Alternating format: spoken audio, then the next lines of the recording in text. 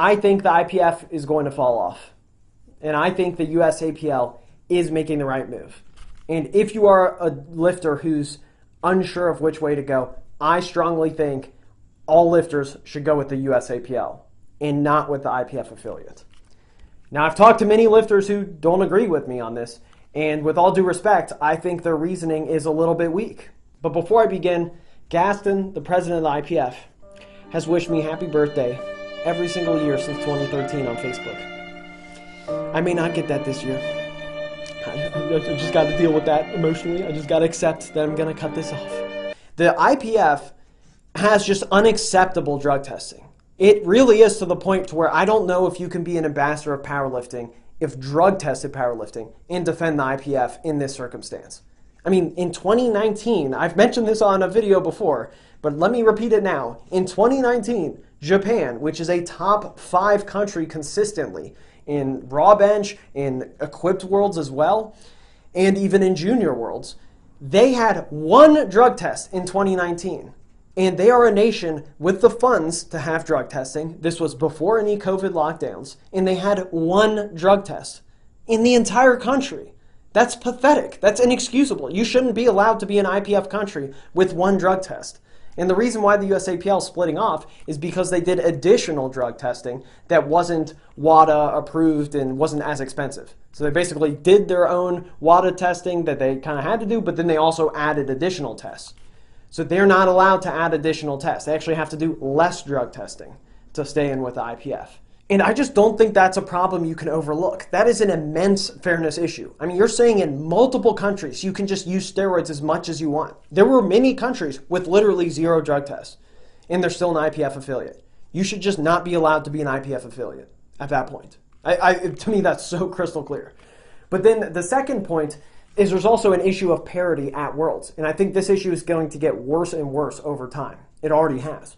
The U.S. has won, I believe, the last 5+ Classic Worlds. And they've won by far.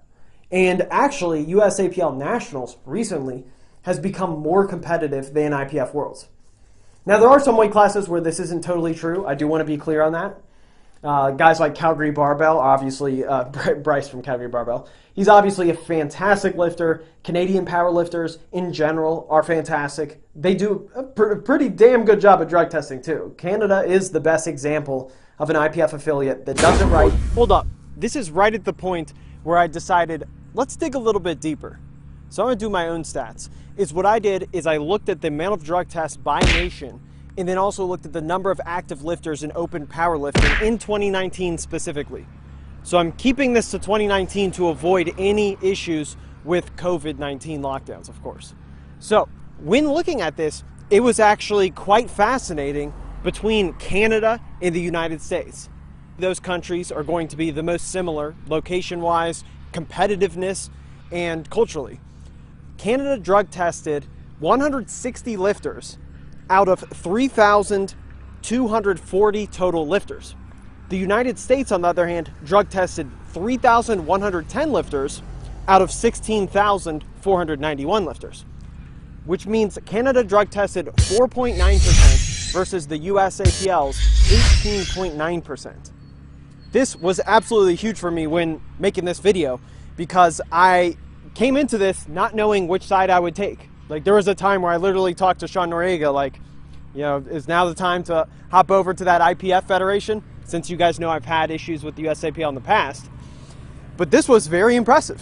I mean, this is what it had to be in order for their stance to make sense. Also, if you look at their out-of-competition drug tests, it's 3.1% for the US versus 1.8% for Canada. So there's really no area where Canada has the advantage other than blood tests. And on the issue of blood tests, I actually found this to be quite fascinating because I did bring that up to USAPL. But I won't get to that just yet.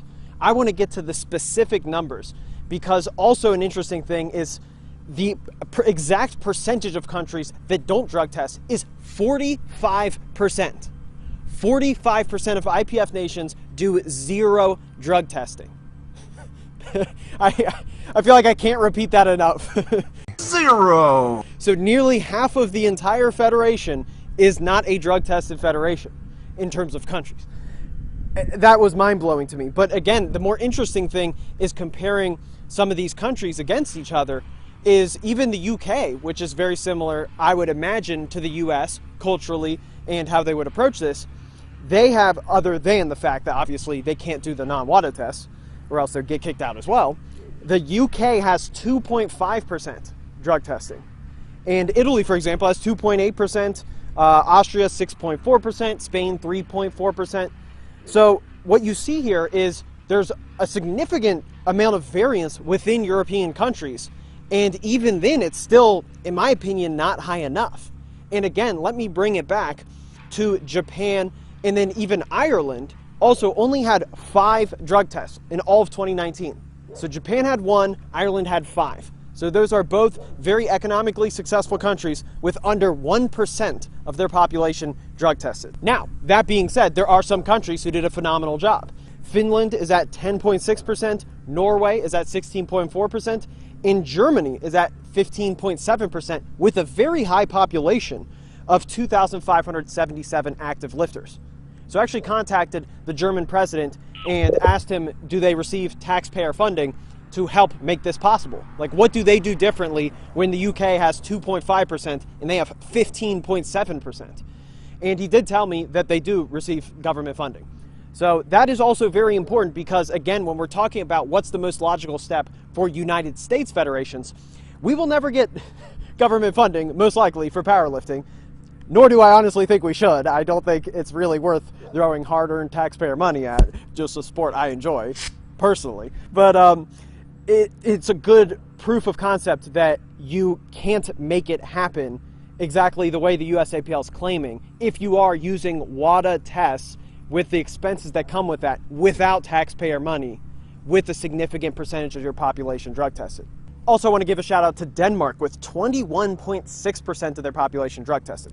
So that is why the title of this video says, if you are a United States lifter, you should not compete in IPF. I don't even think you should support it. Now, this brings me to my interesting dilemma, is what should a European lifter do? Or when it comes to my channel, only 36% of my channel is from the US, by the way. So I'm very cognizant of that. I don't want to just have a extreme American bias here. I think you have to ask yourself, what do you value? Because does it bother you that there is a really drastic unfairness? And one of the things that really bothers me is if you look at the top 3 countries at Worlds, you're talking number 1 is the US with 18.9% drug tested. Number 2 was Russia with only 2.8% drug tests. And then Algeria with exactly 0% drug tests. So Algeria got top 3 and Denmark was 30th. I don't know. I don't know if that would bother you if you're a lifter from Denmark, that you're subjected to radically different conditions. To some people, maybe it wouldn't because they see that, hey, these are different situations and all of that. So if the only federation you have in your country is an IPF affiliate, you know your country's in that 10 to 20% testing range, I think it makes sense to just keep lifting. But, it's just one of those things. As far as going to Worlds and competing against people who may not be drug tested whatsoever, But at the end of the day, you can do whatever the fuck you want to do. Now, another point I want to talk about is the effectiveness of the test. Bryce of Calgary Barbell, who I showed earlier, he asked me directly to ask this to the USAPL president, which I did. So luckily they gave me some insider information, and we'll go over a few points that I find are pretty interesting. Is first of all, they do not blood test in the USAPL right now. Now, I was always for blood tests. As you guys know, when I had Ashton Ruska on my channel, I asked if he is for blood tests. But I will say, to be as objective as possible, I asked Ashton if he's ever been blood tested. And the answer to that is no, only urinalysis. So I'll give credit to Canada for having the highest amount of blood tests out of all countries. Now, a fascinating point the USAPL brought up to me is that the IPF has been doing blood tests and they've caught 0 people. They have 0 positives. So I looked at the 2019 drug testing report and it was 359 blood tests with 0 positives. That was surprising to me. I thought it would be more effective. To get a similar sample size of urine tests, I compared the past 3 years of Canada's urine tests. It was actually quite fascinating. 1 in 19 drug tests were positive. That was much higher than I expected. Now, to be fair, it has been improving significantly lately. I think it was just that Kelly Branton era weighing them down. Because in 2019, Canada was one failure out of every 61 drug tests. That's consistent with Denmark being one failure in every 43 urine tests, in Germany being one failure out of every 38 urine tests. So remember, the point here is the effectiveness of urine tests. And all of these countries blood test as well, and still found zero. My preconceived notion was blood testing is more effective. I was wrong. Now, another thing I wanted to press them on is what are the downsides to those cheaper non-WADA tests? Because we went over the exact cost, and it's $82 to $150 for the non-WADA test, whereas it's $200 to $495 for the WADA test. So on those cheaper tests, they don't do carbon isotope ratio tests within that. So what that happens is they said that they will do those cheaper tests, then if it turns out positive, then do the WADA test on that to confirm or deny it, which is a pretty interesting process. Now, to me, obviously I can't just rely on what they're saying. So what I did is I got some interesting data, is they sent past 3 years of failures by specific type of test. And what I did voluntarily on my end, I didn't tell them this, is I looked at, okay, what is the percentage of those caught by test? And how much does that reflect the test? Over the past 3 years, the USAPL has done 16% WADA tests, and the rest are all non-WADA. Now, among positive tests, the percentages are, as you can see, it's a little bit better for WADA. It catches more people on a per test basis. So are cheaper tests worse? Yes. That at least is what the answer suggests. It's important to be completely objective on that. However, it's still the majority of positives, and actually each nation is limited to a similar sized team, since you only have one lifter per nation per weight class. So the US having the absolute highest number of IPF tests each year also means there's plenty for that world team, and ultimately, these local tests matter. So essentially, they're being asked to give up 8,000 out of 10,000 tests. I think this is a hill worth dying on. Now this brings me to my final and most important point, is the USAPL has claimed that if they were to do the same amount of drug testing, but with all WADA accredited labs, that it would cost them an extra $2 million. In order to continue testing at the rate we are, at the level we are, you're right, the bill would be $2 million, and we sought bids. So the only alternative for us really was that we would cut drug testing down. But also, they sent me proof, is they sent me a quota for 9 drug tests by the IPF. You know how much 9 drug tests cost? $12,480. And as you can see here, that includes a lot of fees that are hard to verify exactly how much it should cost, like personnel, transportation, all of these things that are outside of the drug tests themselves. That's something that is a very compelling case, because what that means is that this is structurally impossible to overcome. And the cost of IPF drug testing might not be reasonable, but the cost of Jack Factory protein is. Chocolate is my favorite flavor personally. Strongly recommend it. I've had chocolate or salted caramel. I would say chocolate definitely has a clear edge. By far the best tasting. And of course it just helps support your boy. You know, videos like this take a very long time to really nail down my opinion and hopefully give you some stats that you otherwise wouldn't think about. So it's in the description. It tastes good. And most importantly, it tastes good enough so that at night I actually have it instead of a bowl of cereal milk. And I also want to lead into the second point of parity because it also has similar structural issues. And one of those issues is that one lifter per nation can compete at Worlds.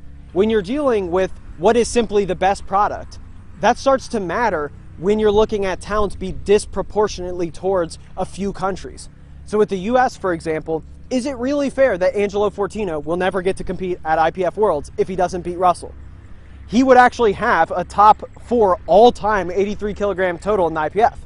In fact, I'll go even further. What's crazy is the top 5 83 kilogram lifters at USAPL Nationals would all beat the second best in the IPF to whichever American goes.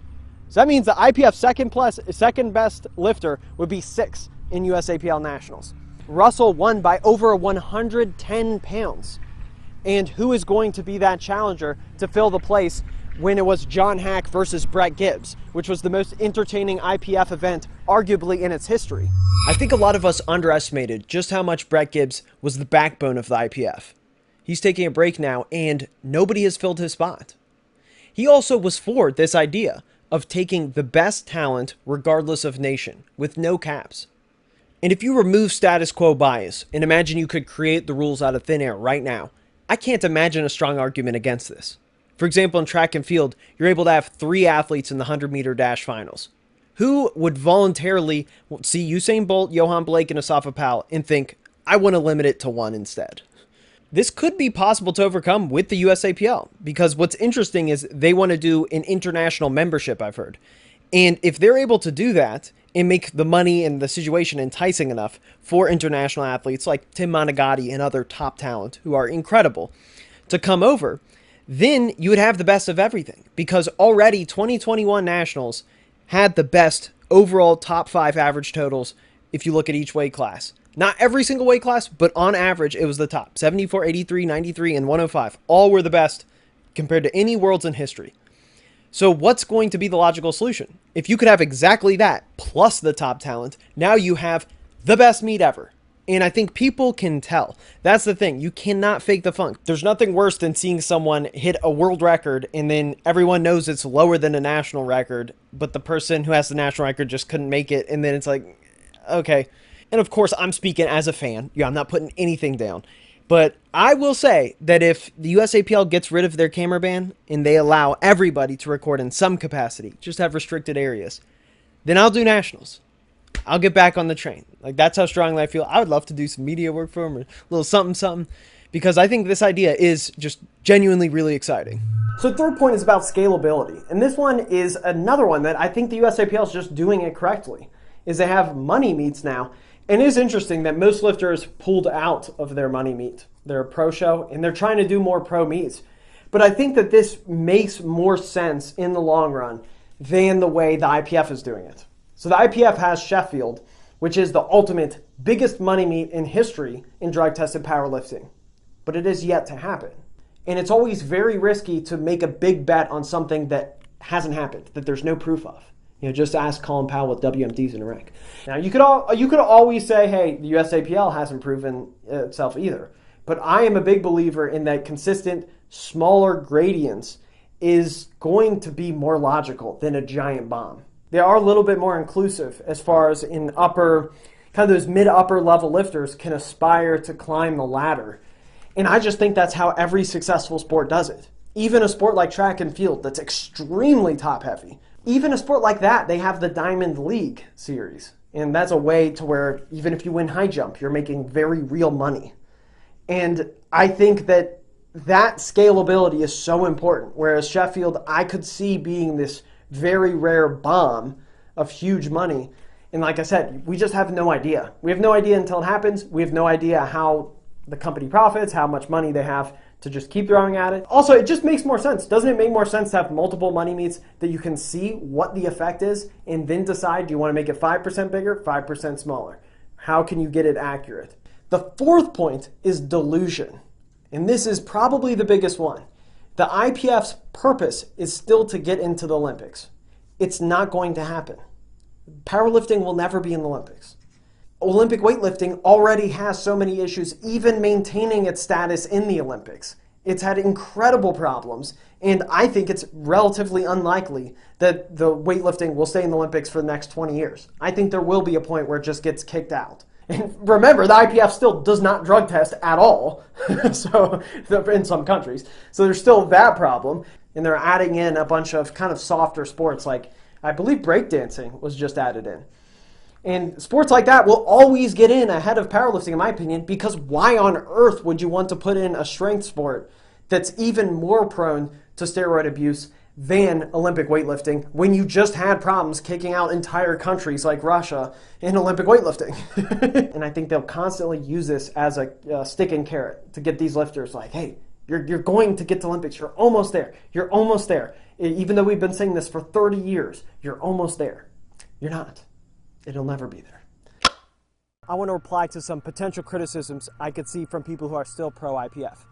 The first one is that, hey, this is WADA's rules, and it's not the IPF's control anyways. The USAPL is throwing a hissy fit over nothing. And to this I say, I don't care. I don't care if it's WADA's rules or the IPF's rules that you can't do these more economical drug tests. I think that it doesn't matter because I'm not pro-Olympics. And that line of reasoning only makes sense as if you have to answer to that hierarchy with the eventual goal of getting into the Olympics. The second point I could see is people saying, aren't you being biased towards America here? And I want to be clear, this video is not about American exceptionalism. In fact, Jack Factory is actually a Canadian-based company, and you can get their t-shirts for 50% off using the discount code Johnny right now. But also, what this video is about is the new American IPF affiliate and the problems that it will have with drug testing, in my opinion. So I'm comparing to countries like Canada, France, Italy, and the UK, simply because those are going to be the percentages that, at best, I think the other American affiliate will have. I would be absolutely shocked if it had a drug testing rate of over 7.5%. I suspect it'll be somewhere in the 2.5% to 6% range, which would be, at the best case scenario, a third of what the drug testing we get now. Now, another argument that I think is valid is, well, what if the data is just not being reported correctly and something's getting lost in translation for those countries with zero drug tests? I think that's possible, and I do actually think that's probably happening for at least a few countries. But is that any better? I mean, really think about what we're saying. We're saying that there's a certain incompetence and lack of transparency to the public. I don't think that's any better. Now, third point, and this is probably the most powerful one that I've received many times when researching this video, is it's not America's place to tell poorer countries that they need to drug test more. And I think that this actually crumbles when you really think about it. And I think a lot of it is misplaced empathy. So first of all, there is not a one-to-one relationship as far as financial success in drug testing within the IPF. That's why I emphasize Japan having 1 drug test, Ireland has 5 drug tests, and countries like Kazakhstan actually consistently out-drug test Japan. Not even just this year, but even in previous years. The Ukraine is another great example. The Ukraine actually has more drug tests in total than Denmark and Finland. So the biggest drug doping in history of all sports, arguably, is the Bulgarian weightlifting team. And if you look at the Bulgarian weightlifting team in the 80s, you're talking a country that has a GDP per capita actually below Algeria. And Algeria is a nation right now in the IPF that has 0 drug tests. So if you were the head of the weightlifting federation at the time, would you say, yeah, hey, we just can't drug test Bulgaria that much because in the end of the day, they have tougher conditions and that's it. Like, obviously that would not be realistic in practice because it's not that expensive to actually use PEDs. And the principles of fairness extend beyond all of this, is that if you want fair sport, then you need the same rules for everybody. And one point that I think we all do agree on is that centralized funding so that then maybe everybody gets 5% testing rather than one nation 20%, one nation 0% would be a better solution. It still wouldn't be perfect, and it would be honestly ripe for corruption, having all of that money go to one area. But it would make more sense if the goal of drug testing is fairness. Because like Clarence Kennedy pointed out in his video, it makes absolutely no sense to even drug test if there's going to be big disparities in practice in drug testing. Because then it destroys fairness, not boosts it. It's worse than untested sports. But it goes even beyond that. I want to sit down for a little story time here. Because you also have to think, who benefits more from this equation? If you have a country that doesn't drug test, they're not getting the benefits of drug-tested powerlifting. So what sense does it even make? There's no upside. You might as well have an untested federation that they can actually control fully. And who benefits on the other end from saying that they're in our federation? Of course, the IPF. So what happens is it's growing powerlifting prematurely so that you can say the IPF is both a global and drug-tested sport. That's a lie. It's not both of those at the same time. And of course, what they're pursuing is further IOC recognition, which increases potential funding, which increases power over the future of the sport. And I can tell you one thing, the person in power is not going to be you. It's a big club, and you ain't in it. Ultimately, empathy is masking incompetence on an organizational level. And it's unfortunate because then a lot of times you don't see empathy on the level that you should see it, which is on the individual level. Which brings me to my final story I want to say here. Is remember 6 years ago, Jose Castillo beat Brett Gibbs at Worlds. He's a lifter from Ecuador. He was tested positive, and then everybody reacted to that. There's a ton of dislikes on the video of him, competing. And I specifically remember Lane Norton called him an asshole online. And I remember this because I was thinking at the time, I was like, aren't you friends with Ed Cohn? Like, how is that not just a massive contradiction? And when you bring this up, what people will often say is, well, Ed Cohn's from a different time, a different setting, a different culture. Is it possible that a country like Ecuador, which has 0 drug tests in 2013 and an empty cell in 2014, is it possible that they also have a different attitude towards PEDs? And maybe Jose Castillo is not an asshole. I mean, I can say this with 100% honesty here, is that if I grew up in Ecuador and participated in Ecuador powerlifting, I don't know what my views on PEDs would be. And that's why this is so unfortunate. Because in a lot of ways, it's like you can just play, do your thing. We won't even bother to uphold a standard across the globe. But then if you win too much, you'll get destroyed. And then everybody will blame you on a moral level. And I think that's the worst of all worlds. I think you should be very critical of the organization, and you should be less critical of a person's ethics until you know more information about them. So I don't think it's the empathetic position to say these countries should just be able to go without drug testing.